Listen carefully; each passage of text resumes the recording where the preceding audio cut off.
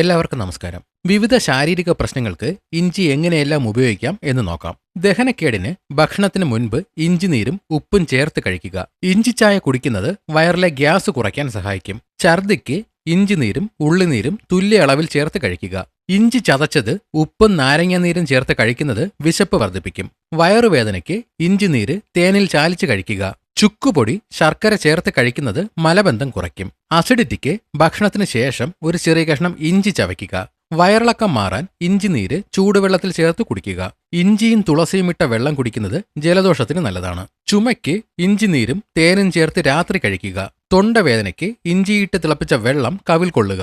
ആസ്മയ്ക്ക് ഇഞ്ചിനീരും തുളസിനീരും തേനും ചേർത്ത് കഴിക്കുക. ഇഞ്ചിനീരിൽ കുരുമുളക് പൊടി ചേർത്ത് കഴിക്കുന്നത് കഫം പുറന്തള്ളാൻ സഹായിക്കും. സൈനസൈറ്റിസ് ഉള്ളവർ ഇഞ്ചി ചതച്ച് ആവി പിടിക്കുന്നത് ശ്വസനം സുഗമമാക്കും. ആർത്തവ സമയത്ത് വയറുവേദന കുറയ്ക്കാൻ ഇഞ്ചി ചായ കുടിക്കുക.